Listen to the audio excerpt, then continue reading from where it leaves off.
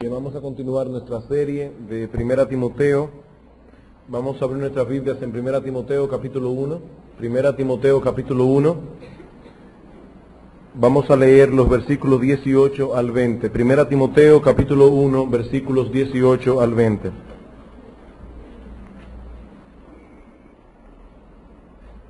Este mandamiento, hijo Timoteo, te encargo para que conforme a las profecías que se hicieron antes en cuanto a ti, milites por ellas la buena milicia, manteniendo la fe y buena conciencia, desechando la cual naufragaron en cuanto a la fe algunos, de los cuales son Himeneo y Alejandro, a quienes entregué a Satanás para que aprendan a no blasfemar.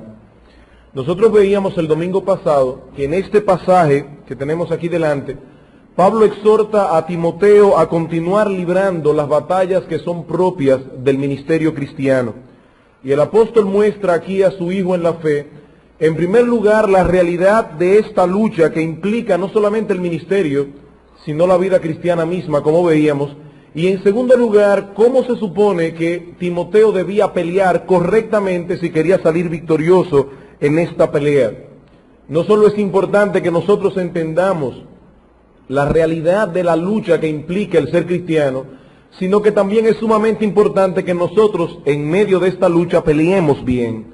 Por eso nosotros dividimos el texto en dos partes. En primer lugar, veíamos en el versículo 18 la realidad de la lucha cristiana y en el versículo 19 y 20 la forma correcta de luchar.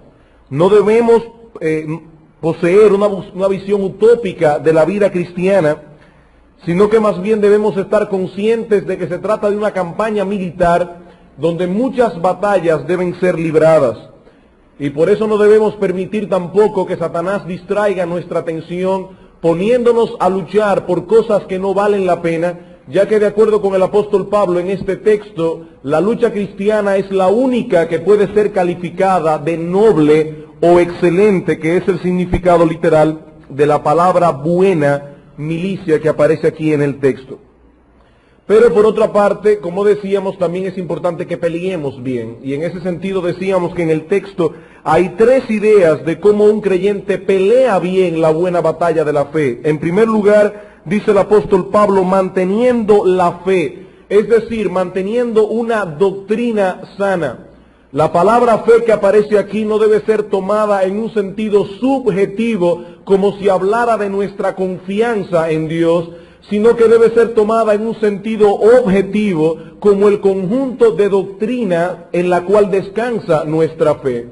Y dice el apóstol Pablo aquí que para pelear correctamente la lucha cristiana, debíamos mantener la fe, debíamos mantener una doctrina sana. Ese conjunto de doctrina Dios la reveló a nosotros a través de los apóstoles. En Judas, el único capítulo, en el versículo 3, el apóstol aquí utiliza la palabra fe en el mismo sentido de 1 Timoteo 1:18. Dice en el versículo 3, amados, por la gran solicitud que tenía de escribiros acerca de nuestra común salvación, me ha sido necesario escribiros exhortándoos que contendáis ardientemente por la fe que ha sido una vez dada a los santos. Ahí se usa la palabra fe como el conjunto de doctrina sobre la cual descansamos en nuestra vida cristiana. Y dice Judas aquí que debemos contender ardientemente por esa fe que ha sido dada una vez y para siempre. ¿Por medio de quiénes? Versículo 17. Pero vosotros, amados, tened memoria de las palabras que antes fueron dichas por los apóstoles de nuestro Señor Jesucristo. O sea que ese conjunto de doctrina que nosotros debemos defender y la cual debemos mantener para pelear correctamente, nos ha sido revelada a través de los apóstoles del Señor Jesucristo. Timoteo debía combatir a los falsos maestros de Éfeso que estaban tratando de introducir herejías dentro de la iglesia, ya que solamente una doctrina correcta produce una vida cristiana correcta. En segundo lugar, veíamos el domingo pasado que no solamente se luchaba bien manteniendo una doctrina sana, sino también manteniendo una conciencia sana. Versículo 19, manteniendo la fe y también una buena conciencia, desechando la cual naufragaron en cuanto a la fe algunos. Ese dispositivo moral que Dios ha puesto en nosotros y que examina constantemente nuestra vida, ¿es sano o está sano? En primer lugar, cuando está sintonizado con la palabra de Dios, sintonizado con la voluntad de Dios, y en segundo lugar, cuando al examinarnos nos aprueba en vez de condenarnos. No es necesario que nosotros seamos perfectos para tener una conciencia sana, pero sí es necesario que nosotros estemos libres de hipocresías. Debemos estar conscientemente involucrados en mantener una vida de piedad y en vivir a la altura de la doctrina que nosotros profesamos creer. Recuerden que nosotros decíamos el domingo pasado que los falsos maestros de Éfeso comenzaron viviendo una dicotomía entre las doctrinas que ellos profesaban con su boca y la vida que ellos estaban viviendo. De inmediato se activó ese dispositivo moral que se llama la conciencia y comenzó a acusar a los falsos maestros. Pero estos, en vez de hacer caso a la voz de la conciencia, la rechazaron, comenzaron a frenar esa voz que los acusaba y terminaron apostatando de la fe. Si Timoteo quería mantenerse en pie de lucha en esta buena milicia, debía mantener en alto las doctrinas del Evangelio, pero también debía vivir a la altura de las doctrinas que profesaba creer, porque de lo contrario terminaría siendo un apóstata más. Eso fue todo lo que vimos el domingo pasado. Si queremos luchar bien, debemos mantener una doctrina sana, debemos mantener una conciencia sana, pero ahora vemos en tercer lugar que debemos mantener una iglesia sana, y eso es todo lo que veremos en esta noche, versículo 20. Dice el apóstol Pablo que esos que naufragaron en cuanto a la fe, tenemos a dos cabecillas principales, Himeneo y Alejandro, a quienes entregué a Satanás para que aprendan a no blasfemar. Hasta este momento, el apóstol Pablo había estado refiriéndose a los maestros del error sin nombrar ninguno específicamente. Sin embargo, en este versículo 20 nosotros vemos a dos cabecillas del error en Éfeso, que son Himeneo y Alejandro. El nombre de Himeneo aparece otra vez en 2 Timoteo capítulo 2, versículo 17, solo que esta vez está relacionado con otro hereje. En 2 Timoteo capítulo 2, versículo 17, dice, y su palabra carcomerá como gangrena, de los cuales son Himeneo y Fileto. Allí aparecía ligado con Alejandro. Algunos comentaristas opinan que estos dos Himeneos no son la misma persona. Sin embargo, lo más probable es que sí sean la misma persona.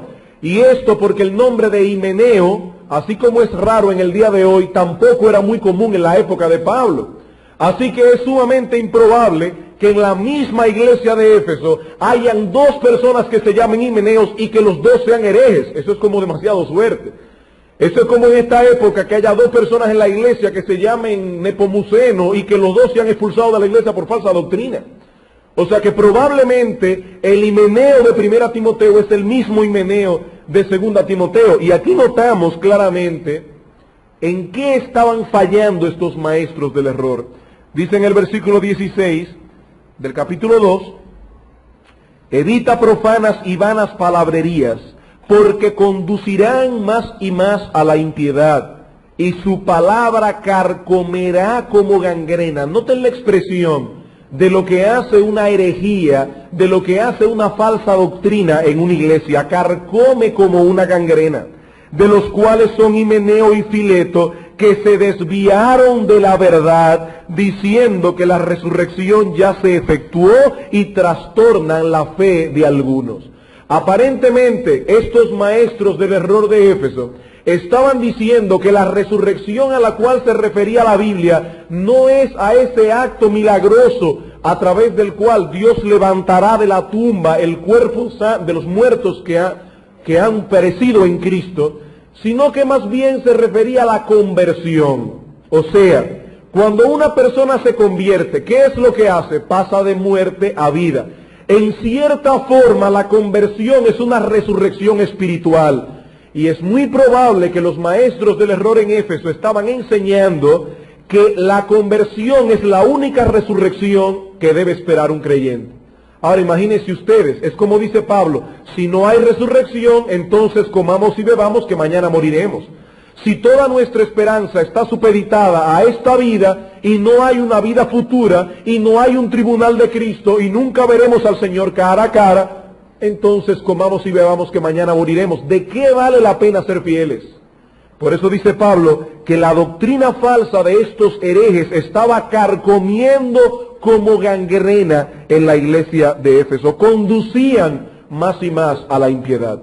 Este es Himeneo. ¿Y quién era Alejandro? La verdad es que este Alejandro es más difícil de conocer porque solamente se menciona aquí en 1 Timoteo 1:18. No debemos confundir a este Alejandro con el que aparece en 2 Timoteo capítulo 4, versículo 14, donde Pablo dice, cuídate de Alejandro el calderero que me ha causado muchos males. ¿Y por qué no debemos ligar a uno con el otro? Porque el nombre de Alejandro en la época de Pablo, ese sí era un nombre muy común.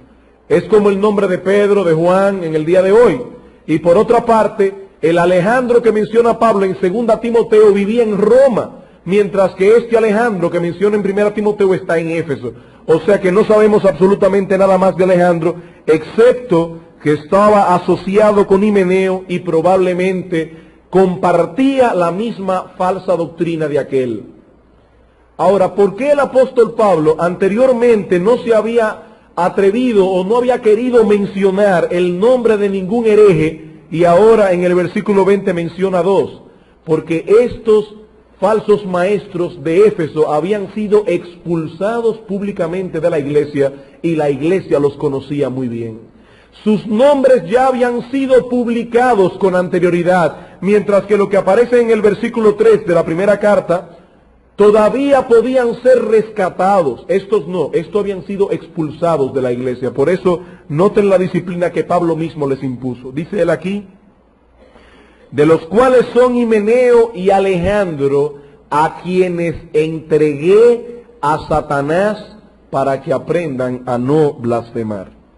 Pablo nos dice aquí que estos dos cabecillas del error habían sido entregados, abandonados a Satanás, un término que yo sé que para algunos deben sonar sumamente extraño, pero que encierra tantas enseñanzas que nos vamos a pasar toda la noche solamente estudiando qué significa entregar a una persona a Satanás. Y yo creo que es pertinente que este mensaje haya sido predicado precisamente después de que un grupo de hermanos haya sido añadido a este cuerpo local de creyentes a través del bautismo, porque toda persona que se asocia con una iglesia local debe saber perfectamente qué significa entregar a una persona a Satanás. Esta expresión aparece solo una vez más en toda la Biblia, en 1 Corintios capítulo 5. Eso no quiere decir que el concepto de entregar a Satanás no aparece más, porque aparece en otros pasajes, pero la frase en sí misma de entregar a Satanás solo aparece en 1 Timoteo capítulo 1 versículo 20 y en 1 Corintios capítulo 5 versículo 5. Vamos a leer desde el versículo 1. De cierto se oye que hay entre vosotros fornicación, y tal fornicación que ni aún se nombra entre los gentiles, tanto que alguno tiene la mujer de su padre. Es decir, había un individuo en la iglesia de Corinto que estaba manteniendo relaciones íntimas con su madrastra, no con su madre, sino con la esposa de su padre, es decir, su madrastra. Y vosotros estáis envanecidos. ¿No deberíais más bien haberos lamentado para que fuese quitado de en medio de vosotros el que cometió tal acción? Ciertamente yo, como ausente en cuerpo, pero presente en espíritu, ya como presente he juzgado al que tal cosa ha hecho. En el nombre de nuestro Señor Jesucristo, reunidos vosotros y mi espíritu con el poder de nuestro Señor Jesucristo, el tal sea entregado a Satanás para destrucción de la carne, a fin de que el espíritu sea salvo en el día del Señor. Nosotros básicamente veremos esta noche lo siguiente. ¿Qué significa entregar a Satanás a una persona? En segundo lugar, veremos algunos ejemplos bíblicos de hombres que fueron entregados a Satanás. Y en tercer lugar, nosotros sacaremos algunas aplicaciones prácticas de este término, o de este texto que estamos estudiando. La palabra entregar, que aparece en ambos textos, en 1 Timoteo y en 1 Corintios, significa literalmente abandonar a una persona. Por ejemplo, en Hechos capítulo 15, versículo 26, hablando de Pablo y Bernabé, se nos dice que ellos expusieron sus vidas por causa del Evangelio. Y la palabra que aparece en Hechos 15, 26, de exponer la vida, es exactamente la misma palabra que aparece aquí, entregar a Satanás. Es exponer a Satanás, abandonar a una persona a Satanás. Debemos recordar, hermanos, que de acuerdo con la Escritura, en 1 de Juan, capítulo 5, versículo 19, el mundo entero está entregado a Satanás. Dice la Biblia que el mundo entero está bajo el maligno. Y la palabra bajo el maligno es la misma palabra que aparece en Lucas capítulo 2, cuando dice que los pastores llegaron al lugar donde estaba Cristo y lo encontraron envuelto en pañales. Cuando Juan dice que el mundo entero está bajo el maligno, está diciendo que al momento que el hombre y la mujer cayeron en pecado, Adán y Eva, el mundo entero fue entregado a Satanás. El mundo entero está bajo, envuelto en el maligno. Así que si nosotros decimos que alguien es entregado o abandonado a Satanás, estamos diciendo o estamos implicando que tal persona se encontraba de una forma u otra bajo la protección divina antes de ser abandonado al diablo. Nosotros no podríamos decir que un inconverso ha sido entregado a Satanás. Nosotros no podemos entregar a Satanás a un inconverso porque ese inconverso ya ha sido entregado a Satanás. Él ya está entregado a Satanás. Se entrega a Satanás una persona que de una forma u otra estaba anteriormente bajo la protección divina, pero de repente ha sido abandonado por Dios. Por tanto, entonces, ¿qué significa ser entregado o abandonado a Satanás? Significa sencillamente ser expulsado de esa esfera de protección divina, la cual, de acuerdo con la Escritura, se encuentra dentro del pueblo de Dios. Significa ser expulsado de esa esfera de protección divina, la cual, de acuerdo con la Escritura, solo se encuentra dentro del pueblo de Dios. En el Antiguo Testamento se encontraba dentro del pueblo de Israel. Israel no había sido entregado a Satanás. En el Nuevo Testamento se encuentra dentro de la iglesia, la cual hace como una especie de sombrilla protectora sobre todos aquellos que se amparan debajo de sus alas. Entregar a Satanás a una persona que se encuentra dentro de esa sombrilla protectora es expulsarla fuera de esa esfera de protección divina. De hecho, nosotros vemos, inclusive en el Antiguo Testamento, aún más claro que en el Nuevo, que aún los inconversos que estaban dentro del pueblo de Dios eran partícipes en cierto grado de esa protección. Los israelitas que pertenecían al pueblo de Dios, cuando Dios envió las 10 plagas a Egipto, muchos de ellos, a pesar de ser judíos de raza, no lo eran de corazón, eran incrédulos y la mayoría de ellos pereció en el desierto.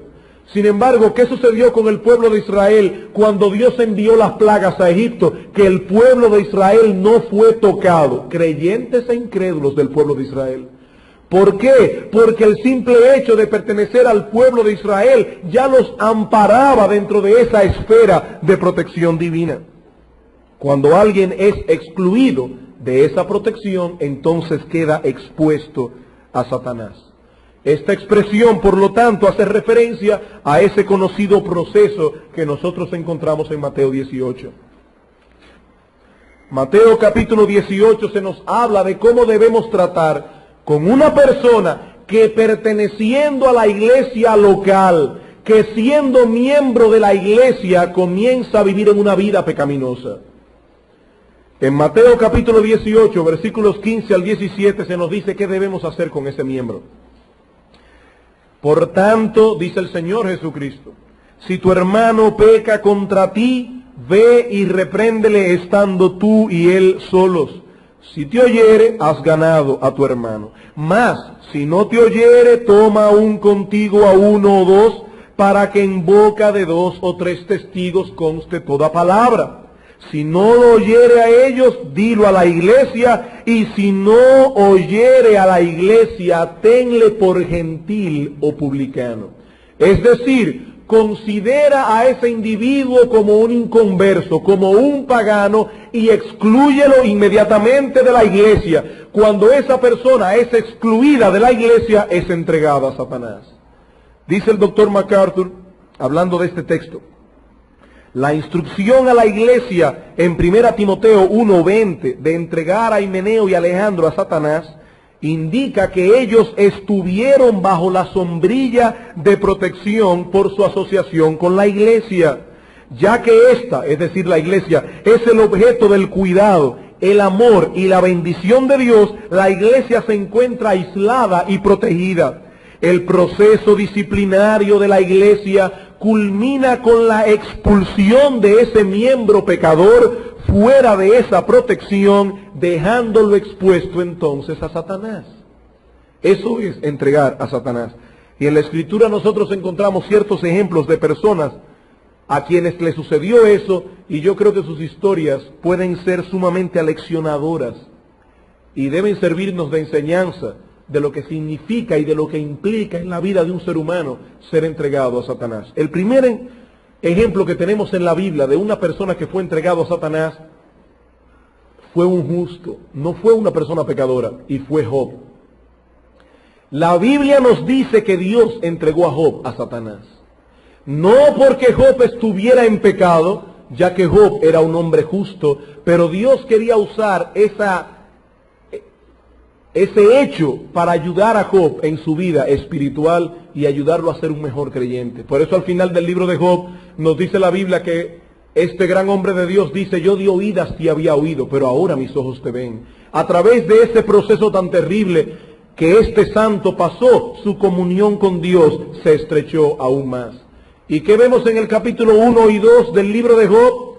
Que Satanás se presenta delante de Dios y Dios le dice: ¿no has considerado a mi siervo Job, un hombre justo que no hay otro como él? Y Satanás le dice: claro, pero ¿sirve Job a Dios de balde? Tócale su vida y vas a ver cómo blasfema de Dios. ¿Y qué hizo Dios? Dios le dio permiso a Satanás para tocar los bienes materiales de Job.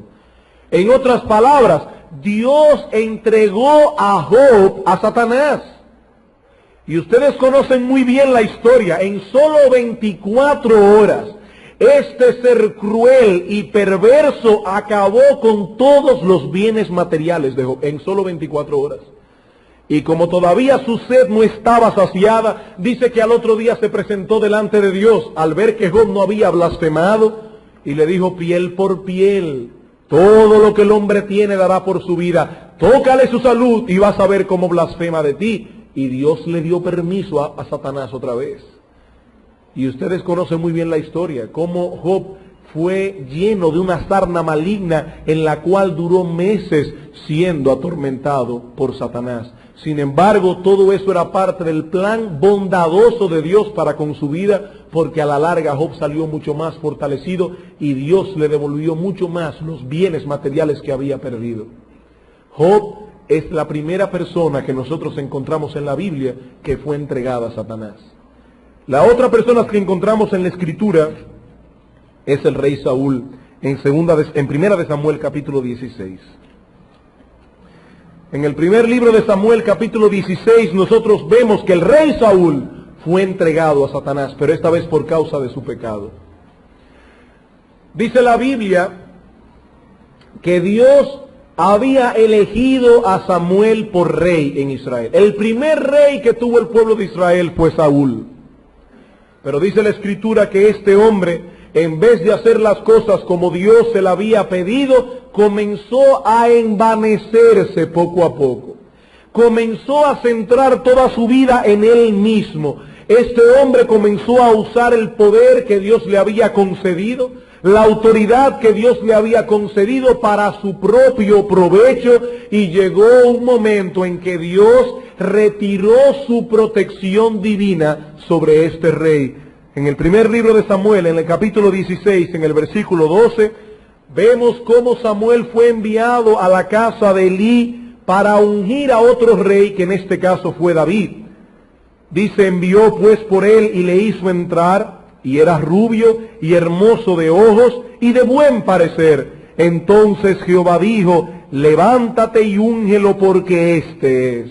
Y Samuel tomó el cuerno del aceite y lo ungió en medio de sus hermanos. Y desde aquel día en adelante el Espíritu de Jehová vino sobre David. Y se levantó luego Samuel y se volvió a Ramá. Pero, versículo 14, el Espíritu de Jehová al mismo tiempo se apartó de Saúl y le atormentaba un espíritu malo de parte de Jehová.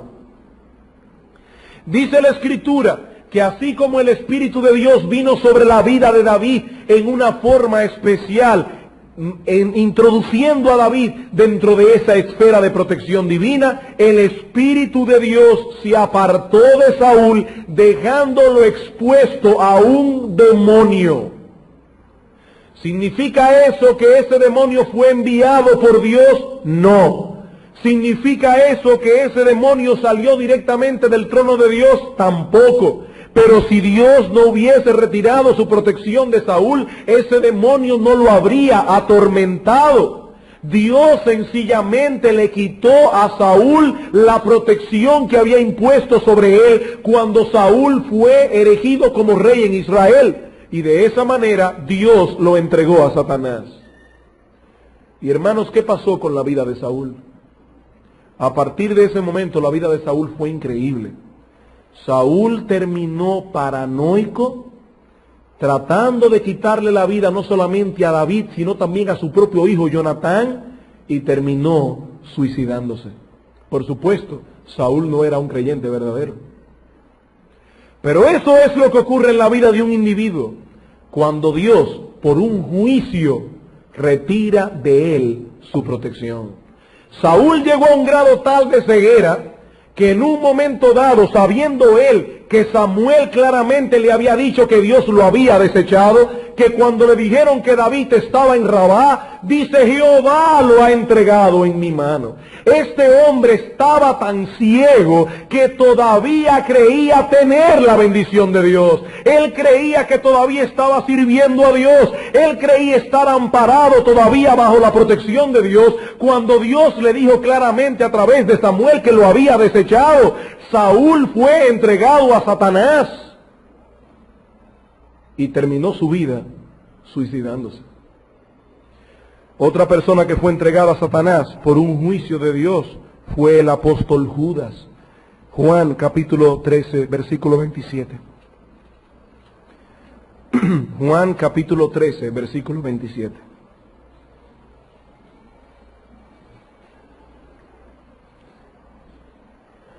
Dice la Escritura que Judas pasó probablemente unos 3 años con el Señor.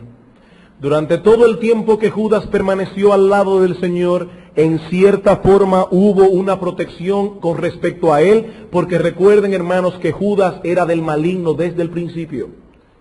Judas pertenecía a Satanás desde el principio, pero durante todo el tiempo que Judas permaneció cerca del Señor, hubo cierta protección hacia él, porque noten lo que dice el versículo 27.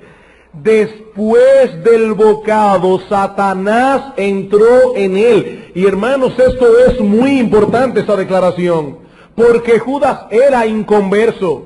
Judas era del maligno desde el principio. En Juan capítulo 7, el Señor dice claramente, no os elegí yo a vosotros los 12 y uno de vosotros es diablo. O sea que Judas era del maligno desde el principio. Sin embargo, Satanás no pudo entrar en él hasta este momento, al final del ministerio del Señor. Y uno se pregunta, ¿por qué? Porque durante todo el tiempo que Judas se mantuvo al lado del Señor, el Señor lo mantuvo bajo una protección divina. Pero en este momento ya Cristo sabía que con Judas no se podía hacer nada más. El Señor trató de que Judas llegara al arrepentimiento. Cuando dijo, uno de vosotros me va a entregar, era para que Judas dijera, Señor, perdóname. Pero Judas siguió adelante su plan. Y dice la Biblia, después del bocado, Satanás entró en él. Y entonces Jesús le dijo, lo que vas a hacer, hazlo más pronto. ¿Y cómo terminó su vida el apóstol Judas? Terminó vendiendo a Cristo por 30 monedas de plata y terminó ahorcándose en un árbol, suicidándose también. Otra persona que tenemos en la Biblia que fue entregada a Satanás es el ofensor de 1 Corintios capítulo 5, el texto que leímos anteriormente. 1 Corintios capítulo 5. Aquí tenemos a una persona que está viviendo en pecado. Un individuo que ha cometido tal fornicación, como dice Pablo, que ni en el mundo se nombra. Y sin embargo los hermanos de Corintio no habían querido tomar una acción disciplinaria contra esta persona. ¿Y qué dice el apóstol Pablo en el versículo 4? En el nombre de nuestro Señor Jesucristo, reunidos vosotros y mi espíritu con el poder de nuestro Señor Jesucristo, el tal sea entregado a Satanás para destrucción de la carne, a fin de que el espíritu sea salvo en el día del Señor. Noten algo. Aparentemente este ofensor de 1 Corintios era creyente.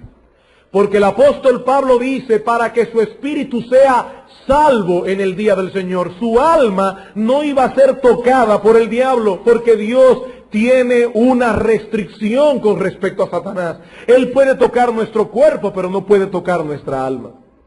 Pero el texto dice, el tal sea entregado para destrucción de la carne. ¿Qué significa eso? Significa sencillamente que cuando una persona es entregada a Satanás, y Dios retira su protección de esa persona, el diablo puede infligir no solamente grandes tormentos espirituales, sino también grandes tormentos físicos y llevar incluso a esa persona a la muerte. Infligir en esa persona graves enfermedades, y llevar en último caso a esa persona a la muerte. Hermanos, como podemos ver en estos ejemplos, la excomunión de un miembro del cuerpo de la iglesia expone a tal persona a un grave peligro. Tal persona ha salido de la protección de la iglesia y en ese sentido la Escritura nos dice que ha sido abandonado a Satanás. Saúl fue abandonado a Satanás y terminó cometiendo suicidio. Judas fue abandonado a Satanás y cometió la misma acción. Y el ofensor de 1 Corintios capítulo 5 fue entregado a Satanás, y dice el apóstol Pablo que estaba expuesto a que el diablo infligiera graves tormentos en esa persona, incluyendo enfermedades físicas.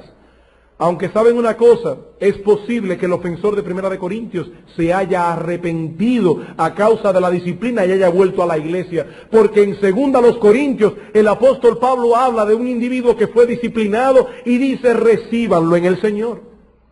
O sea que aparentemente este individuo se arrepintió y la iglesia lo recibió de nuevo. De lo cual nosotros podemos aprender que la excomunión de un miembro del cuerpo no necesariamente es para siempre. Si esa persona se arrepiente y vuelve arrepentido al Señor, es admitido en la iglesia y vuelve a estar dentro de la esfera de la protección divina. Ahora, vamos a hacernos esta pregunta. ¿Qué lecciones prácticas nosotros podemos extraer de esta enseñanza de 1 Timoteo 1:20, de que una persona puede ser entregado a Satanás? ¿Qué lecciones prácticas nosotros podemos derivar de todo esto? Lo primero que yo veo aquí, hermanos, es la importancia que Dios da a la disciplina en la iglesia. La importancia que Dios da a la disciplina en la iglesia. En esta milicia que nosotros nos encontramos luchando, la iglesia es el cuartel general.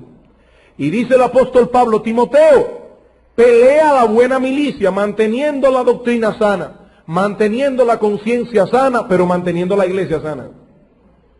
Un poco de levadura, dice Pablo, leuda toda la masa.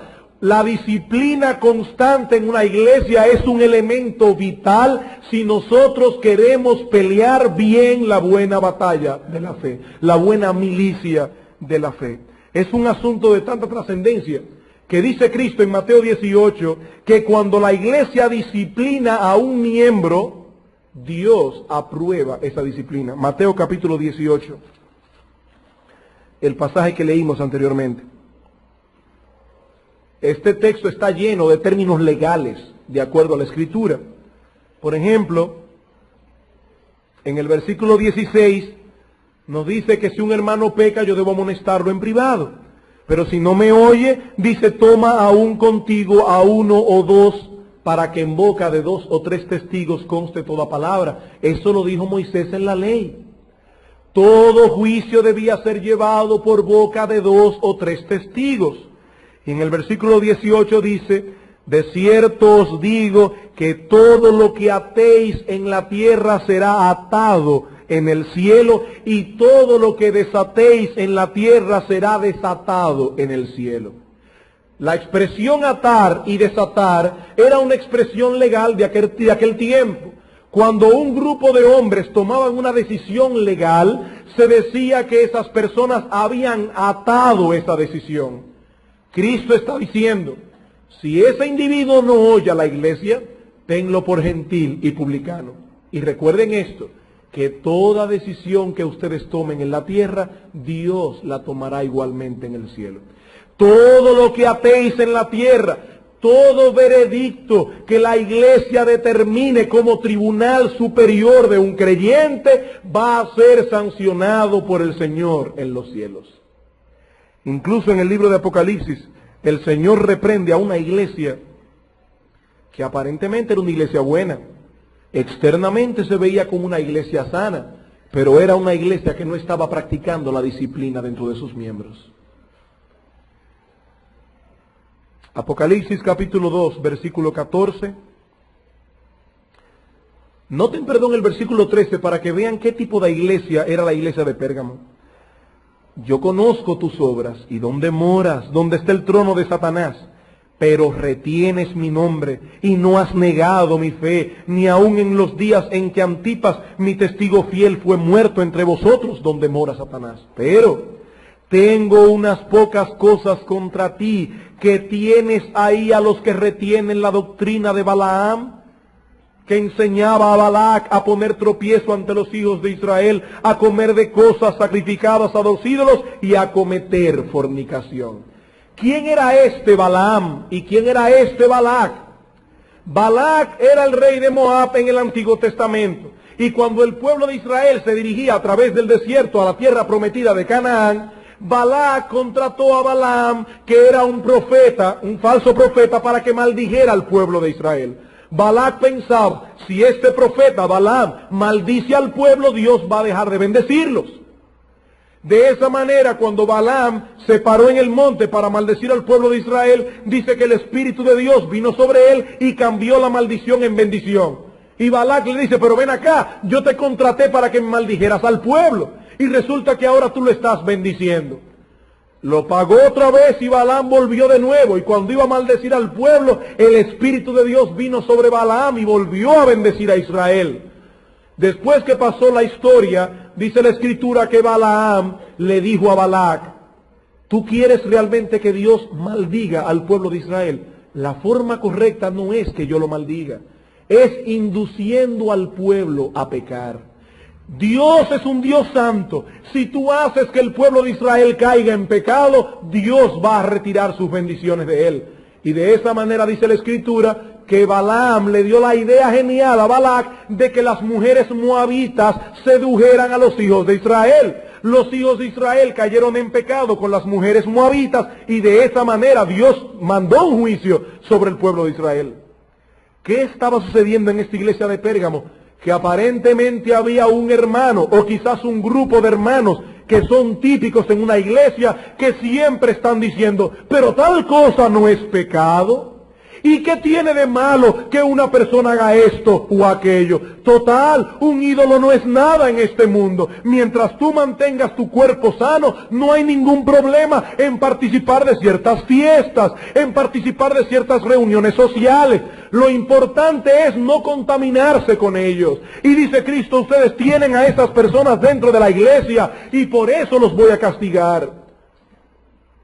La iglesia de Cristo tiene que mantenerse sana de este tipo de personas y deben ser excluidas de su membresía. Deben ser excluidas de su membresía, porque un poco de levadura leuda toda la masa.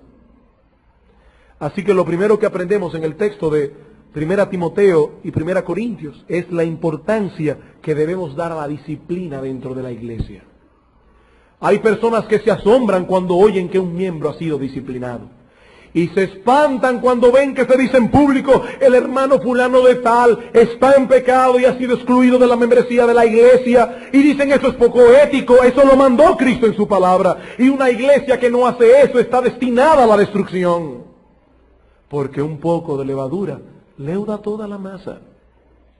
En segundo lugar, nosotros vemos en nuestro texto de 1 Timoteo que hay diversos grados de disciplina.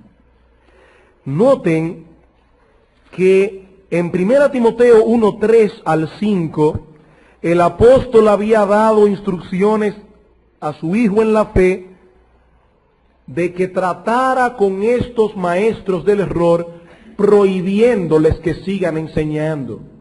Dice en el versículo 3, como te rogué que te quedases en Éfeso cuando fui a Macedonia, para que mandases a algunos que no enseñen diferente doctrina, ni presten atención a fábulas y genealogías interminables, que acarrean disputas más bien que edificación de Dios, que es por fe, así te encargo ahora.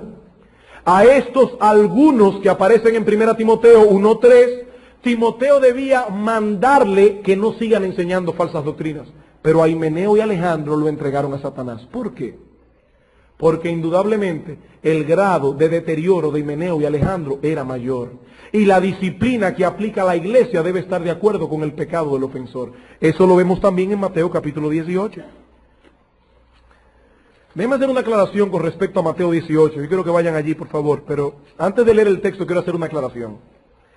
Hermanos, no todos los procesos disciplinarios pasan por Mateo 18. No todos. Vamos a suponer, por ejemplo, y perdonen que sea un poquito claro en este sentido, pero vamos a suponer que una hermana de la iglesia cae en pecado sexual y queda embarazada. Ya amonestar a esa hermana no tiene sentido, porque ya el daño está hecho. Esa hermana no puede aparecerse impunemente en la iglesia. Bueno, ella se arrepintió, sí, ella se arrepintió, pero su pecado ha tenido consecuencias públicas y por lo tanto debe ser disciplinada públicamente. Si verdaderamente está arrepentida, no tiene por qué ser excluida de la membresía de la iglesia, pero mientras tanto, todos sus privilegios como miembro han sido quitados. Esa hermana ha sido disciplinada. Ya no vale la pena seguir todo este proceso, el daño ya está causado.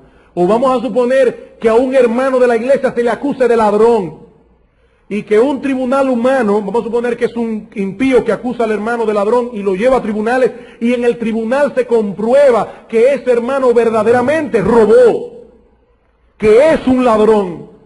Ahí no hay que seguir el proceso de Mateo 18, ya eso está claro, ese individuo debe ser excluido de la iglesia. Pero en casi todos los procesos disciplinarios, Mateo 18 debe ser seguido. Estos ejemplos que yo he dado son las, ¿cómo se llaman? Las excepciones que confirman las reglas. ¿Cuál es entonces el proceso que debe llevar una iglesia en una disciplina a un hermano que peca? Dice el versículo 15. Por tanto, si tu hermano peca contra ti, ve y repréndele estando tú y él solos. Bueno, pero si no fue contra mí, hermanos, el contra ti de este texto no debe ser tomado tan literalmente como si el pecado fuera, tiene que ser necesariamente contra mí. Desde que un hermano peca ya entra el proceso de Mateo 18 si yo sé que ha pecado. Ve y repréndele estando tú y él solos. Tú no tienes derecho a llamar a nadie para contarle acerca de la falta de este hermano. Tu deber es amonestarlo solo, en privado. Si te oyere, has ganado a tu hermano. Vamos a suponer que el hermano dice, wow, es verdad, yo he pecado. Entonces ganaste a tu hermano. Aunque déjeme hacer otra aclaración aquí. Si el pecado ha sido grave y inconversos se han enterado de esa acción, tú debes decirles, hermano, yo te insto a que vayas a los pastores de la iglesia para que ellos te ayuden en ver cómo seguir, cuál es el curso de acción a seguir en ese caso. Y los pastores involucrarse en el proceso. Pero has ganado a tu hermano y ese hermano no tiene que ser disciplinado públicamente. Más, si no te oyere, toma aún contigo a uno o dos, para que en boca de 2 o 3 testigos conste toda palabra. Él no oyó tu amonestación, cuéntaselo a un hermano, pero solamente con el propósito de que ese hermano vaya contigo a tratar de ganar a este hermano. Pero si no lo oyere a ellos, dilo a la iglesia. Es decir, se le dice a este hermano, bueno, como tú no quieres entrar en razón, nosotros vamos a llevar este caso a los pastores de la iglesia para que los pastores se encarguen de llevar el caso a la iglesia. Y se le dice a la iglesia, el hermano fulano de tal ha sido amonestado por algunos hermanos y ese hermano no quiere entrar en razón. Eso hace que la iglesia completa se involucre en la tarea de tratar de ganar al hermano. Noten todos los pasos que el Señor está dando para evitar llegar hasta el fin. Ahora, ¿qué sucede si después de decírselo a la iglesia y la iglesia involucrada con este hermano, ese hermano no entra en razón? Dice Cristo, si no hiere a la iglesia, tenle por gentil y publicano. Este miembro debe ser excluido y al ser excluido es entregado a Satanás. Al ser excluido, ese miembro ha quedado fuera de la protección que Dios tiene sobre su iglesia y ha sido abandonado a Satanás. Eso es lo que enseña la Escritura. Pero por otra parte, en tercer lugar, nosotros aprendemos en nuestro texto la seriedad de una expulsión. Hermanos, la iglesia debe tratar por todos los medios provistos por Dios para evitar que un hermano llegue a ser expulsado de la iglesia. Noten que yo no estoy diciendo los pastores deben tratar. Yo estoy diciendo la iglesia entera, compuesta por todos los hermanos, debe tratar por todos los medios provistos por Dios de que un hermano no llegue a ser excluido de la membresía. La iglesia de Cristo no es simplemente una especie de comunidad religiosa donde toda nuestra responsabilidad consiste en venir a los cultos a adorar al Señor y escuchar un sermón. No. Se trata del cuerpo de Cristo al cual estamos unidos orgánicamente si somos cristianos, y ser excluidos de esa comunión acarrea consecuencias muy serias. Muy serias. Por tanto, toda la iglesia debe involucrarse en el proceso. Y yo creo personalmente que si todos los hermanos son fieles, amonestándose unos a otros cuando todavía hay tiempo, serían muy pocos y quizás ninguno los casos que llegarían a ser expulsados. Serían muy pocos. Hermanos, cuando un creyente de la iglesia, cuando un miembro de la iglesia está comenzando un proceso de deterioro, hay ciertos síntomas iniciales que nos dan a entender que esa persona está cayendo en pecado. Y esos síntomas iniciales, a veces imperceptibles aún para la misma persona, deben ser un alerta rojo que de inmediato nos active a involucrarnos en amor con este hermano. Y eso es un deber que debe tener todo miembro de la iglesia local. Yo les voy a dar un ejemplo. Yo tengo la convicción de que el primer síntoma que tiene una persona cuando está comenzando un deterioro espiritual es que comienza a dejar de venir a la iglesia. Es el primer síntoma público que se manifiesta. Por supuesto, hay síntomas privados, pero de esos nadie se da cuenta. El individuo comienza a descuidarse en su devocional, comienza a descuidarse en su lectura bíblica, en su oración, en testificar. Pero hasta ahora nadie se ha dado cuenta porque eso es algo privado. Pero de repente este individuo comienza a dejar de venir a un culto. Comienza a dejar de venir a otro culto sin ninguna causa justificada.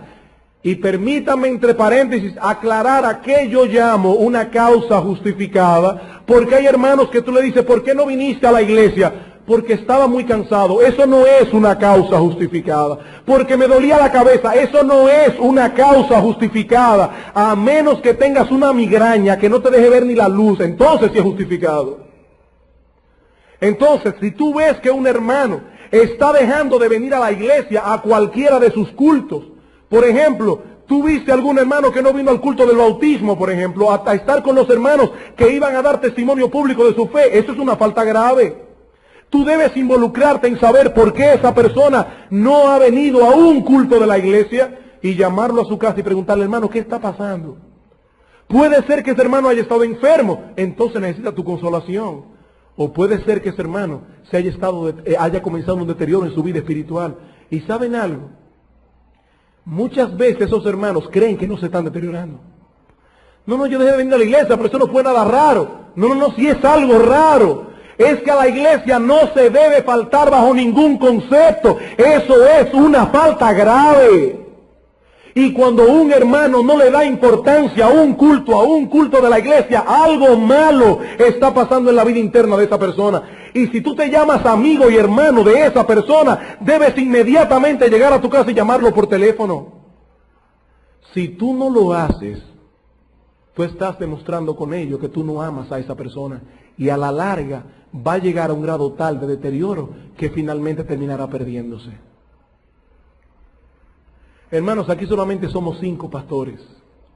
Nosotros no podemos estar al tanto de quién está faltando o no a la iglesia, dando a entender con eso que algo están dando mal. Pero ustedes tienen personas que los rodean. Todo el mundo está relacionado con alguien en la iglesia. ¿Sabe qué dice la Biblia? Que nosotros debemos velar los unos por los otros. ¿O estamos teniendo acaso la misma actitud que Caín? Que cuando Dios le dijo, Caín, ¿dónde está Abel? ¿Qué le respondió Caín? ¿Acaso soy yo guarda de mi hermano? Sí, tú eres guarda de tu hermano. Esos 60 hermanos que dieron testimonio público de tu fe son tu responsabilidad, no solamente de los pastores. Y yo me temo, hermanos, sinceramente, que para muchos la iglesia sea algo así como el negocio de los pastores. Ellos son los que están aquí para pararse a predicar. Yo simplemente vengo a escuchar la conferencia bíblica que se da. No, eso no es una iglesia, eso es un club. Eso no es una iglesia. Una iglesia es un cuerpo donde los hermanos se cuidan mutuamente, donde todos deben entrar en este proceso disciplinario cuando ven que un hermano ha cometido una falta, en primer lugar amonestándolo en privado. Y si no te oye, llámate a 2 o 3. Estamos tratando de que ese individuo no sea entregado a Satanás, porque cuando sea excluido de la iglesia, ha sido abandonado al diablo. Abandonado al diablo, y eso es grave. Eso es grave. Por eso dice el apóstol en Hebreos capítulo 3, versículo 13, amonéstense unos a otros entre tanto que se dice hoy. En otras palabras, entre tanto hay tiempo todavía para rescatar a este hermano, para que ninguno de vosotros se endurezca por el engaño del pecado. Y lo último que aprendemos de nuestro texto, en 1 Timoteo, es la finalidad de la disciplina. La finalidad de la disciplina.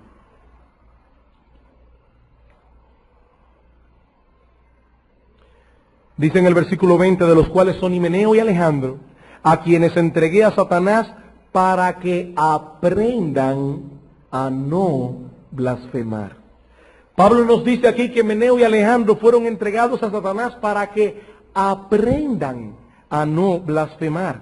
Toda disciplina, aún la más severa, incluyendo la exclusión, debe ser hecha con un propósito restaurativo.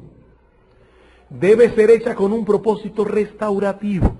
La palabra aprender posee el significado de entrenar o educar. Sin embargo, es usada muchas veces para referirse a ese tipo de entrenamiento que conlleva en sí mismo castigo. Por ejemplo, en Hebreos capítulo 12, versículos 6 y 7, dice, hijos míos, no desprecien la disciplina del Señor, porque el Señor al que ama disciplina y, ¿qué cosa? Castiga a todo aquel que recibe como hijo. La palabra castigar es la misma palabra griega que aparece aquí en 1 Timoteo 1:20 como aprender. En 1 Corintios capítulo 11, versículo 32, dice, si nosotros nos juzgamos a nosotros mismos, no seríamos condenados con el mundo, mas siendo juzgados, somos ¿qué? Castigados. La misma palabra otra vez. Por lo tanto, ¿qué es lo que Pablo está diciendo aquí? Que nosotros debemos amonestar al hermano en privado para que ese hermano crezca en su fe. Y lo amonestamos en público con el mismo propósito. La disciplina debe ser restaurativa. Siempre procura la restauración del miembro que está en pecado. Por eso, si una iglesia no disciplina a sus miembros, está demostrando con ella que no tiene una preocupación real por el bienestar espiritual de los hermanos. Esa iglesia no se preocupa por sus miembros. Hay iglesias donde los hermanos se van, pecan y nadie les da mente a eso. Ustedes nunca oyen que disciplinan a ese miembro. Eso demuestra que esta iglesia no está preocupada genuinamente por el cuidado espiritual de sus hermanos. Y será finalmente una iglesia que acabará siendo destruida, porque el Señor mismo quitará el candelero de su lugar. En conclusión, hermanos, nosotros estamos luchando una guerra que la Escritura califica de noble o excelente, la única guerra que puede ser calificada así. Pero ¿saben algo? A pesar de ser noble y excelente, es una guerra despiadada y feroz. Dice William Gurnall en su libro El cristiano y su completa armadura, hablando de la guerra del cristiano, dice: el tema de este tratado es solemne. Una guerra entre los santos y Satanás, ante la cual la más sangrienta y cruel que haya sido peleada alguna vez por los hombres, vendrá a ser no más que un deporte o un juego de niños. El escenario donde esta guerra es peleada es en el alma de cada hombre. No hay neutrales en esta guerra. El mundo entero está comprometido, ya sea del lado de Dios contra Satanás o del lado de Satanás contra Dios. ¿Cómo debemos pelear esta guerra? Dice Pablo: manteniendo una doctrina sana, manteniendo una conciencia sana, manteniendo la iglesia sana. Y hermanos, la idea que queremos dejar en ustedes en esta noche es que todos nosotros estamos comprometidos a que estas tres cosas estén claras en nuestra iglesia. Todos, no solamente los pastores. Hermano, ¿cuándo fue la última vez que tú llamaste a un hermano que tú sabías que no estaba viniendo a la iglesia para amonestarlo y preguntarle qué estaba pasando? ¿Cuándo fue la última vez? Porque si hace mucho que no lo haces, tú deberías revisar tu vida. Deberías revisar tu vida en serio. El pecado te está endureciendo contra tus hermanos. Tú no puedes decir que tú amas a nadie en esta iglesia hasta que no estés comprometido en sanearla de esa manera. Por lo tanto, nosotros esperamos que al regreso de nuestro general, este batallón completo, junto con los 60 hermanos que se bautizaron en estas semanas, se encuentre íntegro peleando la buena batalla de la fe. Vamos a orar.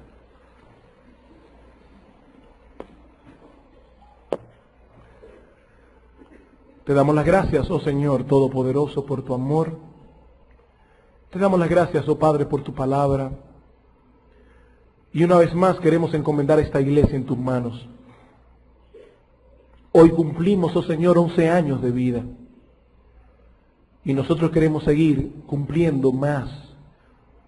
No solamente como una iglesia que cada domingo se reúne a estudiar tu palabra, sino como una iglesia que tiene nombre de que vive, pero que está viva, no como la iglesia de Sardis, oh Señor. Nosotros no queremos que al regreso de Cristo esta iglesia se encuentre aquí, pero apática, indolente. Te pedimos, oh Señor, por este batallón de santos, para que tú nos ayudes a pelear correctamente la buena batalla de la fe. Sé con nosotros, oh Señor, sé con cada uno de los miembros de esta congregación, con cada uno de estos hermanos que se bautizaron, para que todos permanezcan en pie de lucha, peleando contra Satanás, peleando contra las falsas doctrinas, peleando contra nuestra propia corrupción. Bendice, oh Padre, esta iglesia. Sé con nosotros, en el nombre de Jesús. Amén.